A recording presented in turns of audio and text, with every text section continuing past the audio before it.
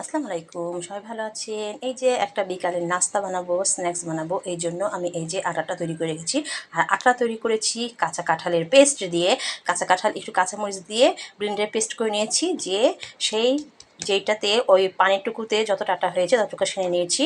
আমি একটু মরিচের গুঁড়া দিয়েছি, একটু চিনি, তেল, লবণ দিয়ে সেনে এই যে ড্রো করে নিয়েছি। এটা থেকে দুইটা লই করে নেব, দিয়ে এই যে ভর্তা দিয়ে একটা স্ন্যাক্স বানাবো। তাহলে বানিয়ে ফেলি। এই যে এমন একটা রুটি বানিয়ে নিলাম। এবার এক সাইডে আমি ভর্তাগুলো দিয়ে রোল করে নেব। এই যে এখানে পানি দিয়ে দিয়েছি, আর এই যে বেশি করে ভর্তা দিয়ে দিয়েছি। এবার এখন আমি রোল করে নেব। এই যে এরকম করে রোল করে নিয়ে এখন আমি চাকু দিয়ে সুন্দর করে একটা শেপে কেটে নেব, যে যেমনভাবে কাটবেন। এই যে দেখুন, এরকম করে শেপ দিলাম, যে যেমন করে আপনারা কাটবেন। আর একটা তৈরি করছি, এভাবে চাকুর সাথে কেটে দিয়ে এই যে এভাবে করে পেস্ট করলেই এমন সুন্দর হয়ে যাবে। এই যে দেখুন কত সুন্দর লাগছে। এরকম কেউ বানিয়েছেন নাকি অবশ্যই কমেন্টে জানাবেন, আর কেমন হলো অবশ্যই বলবেন। এটাকে আমি ফ্রিজে রেখে দিব, তারপরে গরম গরম ভেজে সরষের সাথে খাবো। তাহলে এটা ফ্রিজে রেখে দিই।